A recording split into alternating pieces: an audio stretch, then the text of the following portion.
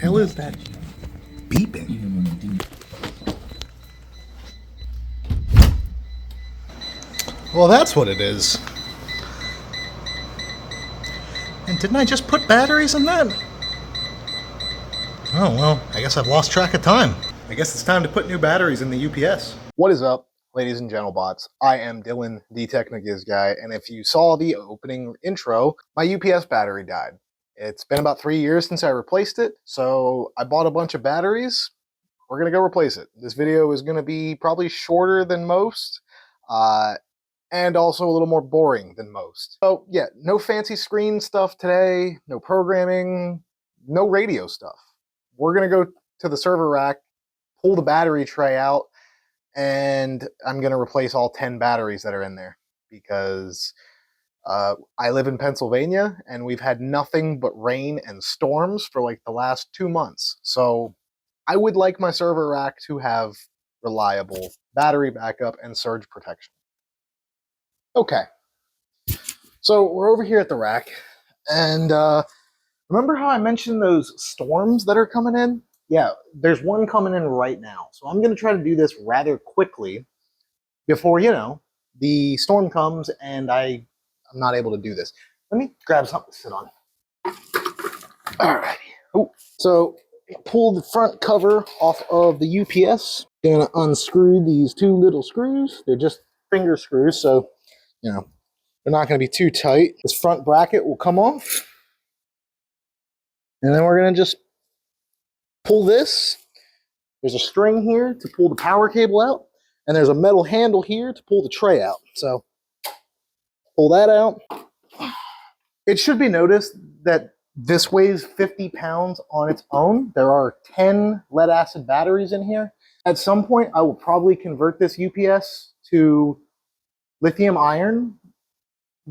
But for now, lithium-ion batteries are still really expensive, and they're not getting any cheaper with the tariffs. So if these get me into the 3 years, maybe by then the tariffs will be gone or lessened, and lithium will be a little bit cheaper and more prevalent. So again, this is 50 pounds by itself, so be careful moving this around. I'm doing this barefoot. You should probably not do this barefoot, because if you drop this on your foot, you're going to have a bad time. I'm in a hurry, so I'm just going to do it. From there, we're going to pop off the screws right here on the top.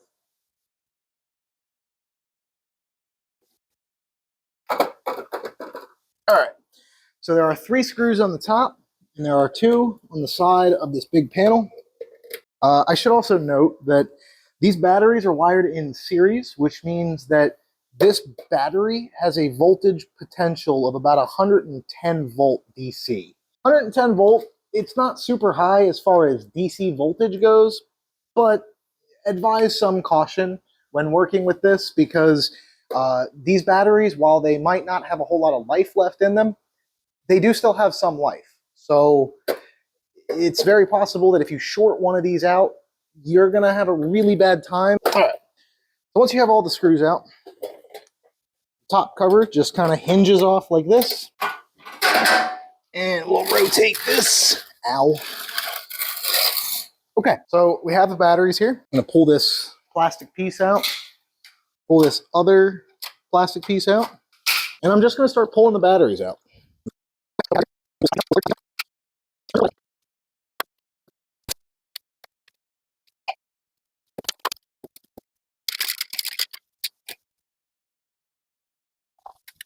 Okay, so like I was saying, now that I have this battery half disconnected at this point, this is basically one ginormous battery. So because these are all wired in series, we're getting about 120 volt DC potential here. But because these are only 5 amp hour batteries, you're getting 120 volt at 5 amp hours. So unfortunately, this UPS really will not run for super long anymore now that the rack has gotten so much more stuff. But it used to run for a long time. And I can hook external batteries up if I desire. It's just something I would have to, do. And we don't really lose power all that much here, so I don't really worry about it. So I'm just going to lift this wire up here, unplug that battery because it's in the way. I'm just going to slide all of these out. When you are sliding these batteries, again, be careful because it's not very hard for these little connectors to come off. And if they come off and you slide them into the metal, luckily there's this protective film all around, but if you slide them into bare metal, they will short. So there's all the old batteries out. So now I'm going to stick this plastic back in because it's a really helpful guide for the batteries. I'm going to kick these batteries out of my way. Every battery in here is wired in series. So as long as you do that, you'll be okay. Here we have the new batteries. So 12 Mighty Max 12 volt 5 amp hour batteries. I don't have a particular brand preference. I usually just buy whatever's cheap. So like these are Power Sonics. When I bought these the last time, these were the cheapest ones. And I had to buy them individually. No, I bought them in packs of 2 actually. This, I was able to get 12 of these for like 130 bucks, which is a really good deal. So I'm going to pull these all out. Got one battery in. And like I said, guys, this is really going to be just boring because all I'm going to do is put all these batteries in back how they were before and start wiring them up.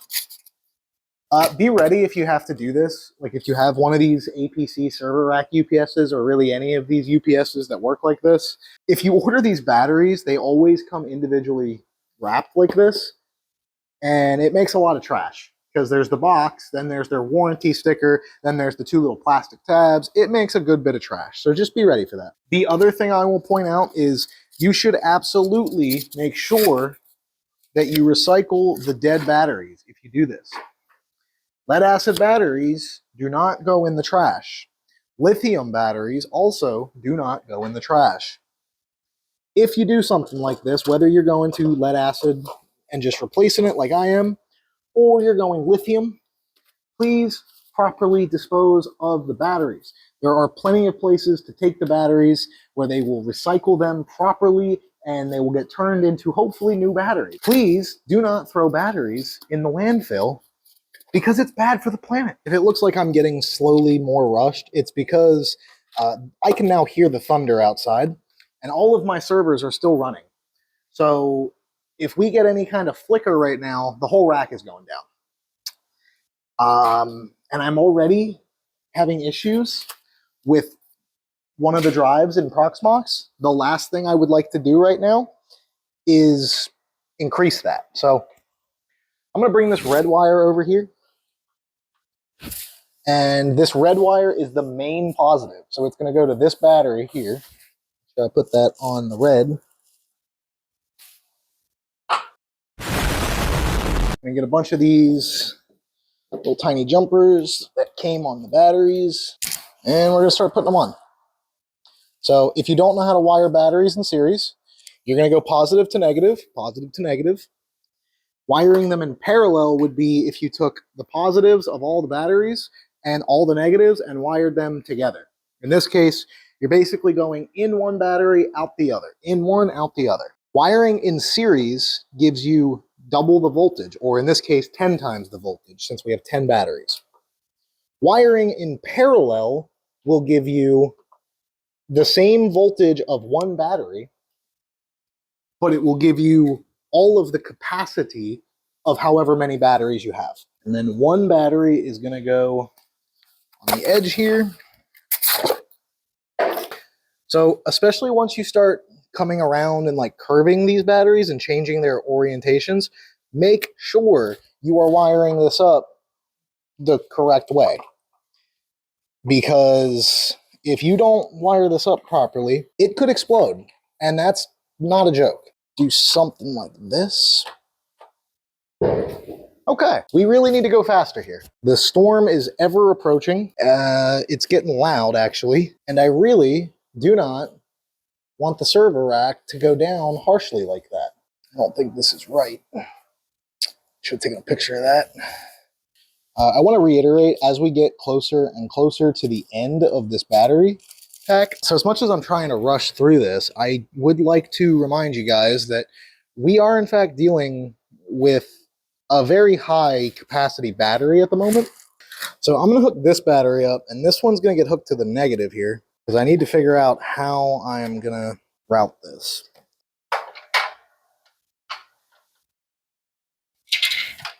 Need to go from this red, yeah, it is a red, so I need to go from there into here. I do not know. I am about to hook the last battery up. Everything looks good, but I really hope it doesn't explode. That would not be a very fun time. Oop, that wouldn't be a good time either. No, nothing blew up. That's a good sign. Nothing blew up yet. We got our little plastic covers back on. We got the batteries all in. Let's grab our panel here. And just like it came off. Okay, got my screwdriver. And don't forget about the ones on the side. I'm not talking as much right now, so a lot of this is probably going to get sped up or cut.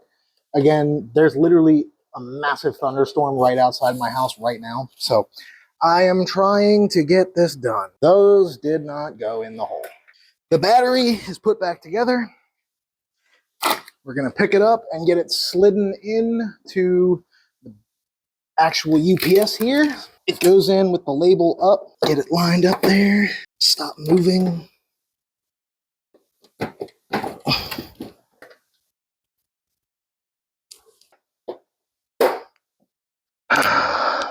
All the little latches in. Looks like it. Round number 3. Let's go. There we go. Then I'm just going to take this Anderson power connector here. Okay. So for some reason this is still saying connect battery. So I'm going to grab a multimeter and stick it in this plug, because I might have to take this pack apart again. Yeah, 0 volts. Pulling the pack out, and I'm going to take it to a table where I can see it better, because clearly the floor and the light is not working. Ah, I see the problem. The main negative over here came off. Connect the power pole. Okay, so it says new battery installed. I'm going to say yes. Battery install date, we're going to set this to July 2025. Why is it still giving me a replaced battery?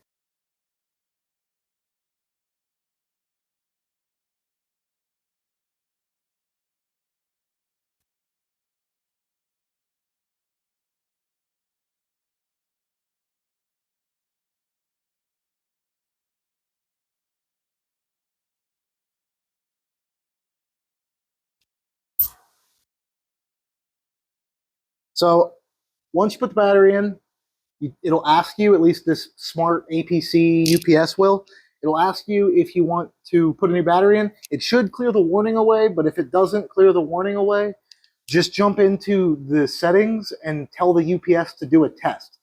Especially if the red warning is there and you can see on the battery screen it says battery percentage 100%. Run the test. It'll cycle the battery for a second. Once that happens, it should see that it's a good battery again, and it will clear that warning. This back on, slide it in, screw it down. Then we'll put the faceplate back on and go back to my desk. Okay, so we replaced the UPS battery. We got it all working. The UPS is fixed, so that's good. So if you have one of these server rack UPSs that you got secondhand or something, and the batteries go bad, you do not have to take out and just throw out the whole UPS. You can pull out the battery compartment if you're comfortable doing this, and you can just replace the batteries. Like I said, that 12 pack of batteries, which leaves me with 2 extra, which is good because I have another UPS that I'll need to refurb, but it leaves me with 2 extra batteries, was $137 on Amazon. I will leave a link down in the description to that deal. Yeah, you can get the batteries really cheap. Meanwhile, one of those UPSs, usually for like a decent sized one like that one, will run you something like $500-600, maybe more. I don't know. Honestly, I've had that UPS for maybe 6 years now. And this is only the second time I've put batteries in. Just take a picture. Don't be like me and say it'll be fine. take a picture of how the batteries are laid out and the wires so you can redo it later, and make sure that the little metal tabs are not bent. I had to take them apart 4 times because one of the tabs kept getting bent trying to put it back in and it wouldn't go into the UPS. Then I finally got it into the UPS and realized that the main pack negative had come out. So I had to take the whole thing apart, put one wire back on. So moral of the story is bring a multimeter and test the pack before you close it. Once you get the screws all on and everything, test it again. You should, again, be getting like 130 volts unless your UPS runs on a different voltage. If you open your UPS and you find that it's based on like a 12 or 24 volt system with an inverter, and then it's got a bunch of batteries for capacity, match that. My UPS takes all the batteries in series, so that's how I wired them. But your mileage may vary. Just take your time. Don't do it during a storm like I did, and save yourself the trouble. And if it's in a server rack, hopefully you have rails for yours, because I don't have rails for that, or my disk shelf. So the entire weight of the disk shelf sits on top of the UPS. I should have shut the rack down, pulled it out, and properly done this, but there's a storm in the area and I'm impatient to get this video done. I hope this helps somebody get more comfortable doing this, or even just show you how to do it if you have a similar UPS to me.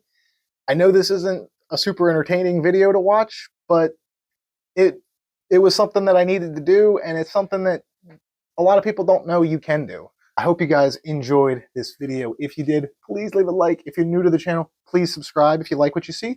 Maybe consider ringing the bell so you get notifications when I upload. Usually I try to upload on Fridays. The time changes a little bit, but Friday seems to work for me, so I'm going to keep doing it. I am Dylan, the Techno Giz Guy, and I will see you in the next one. But until that time, keep it peaceful.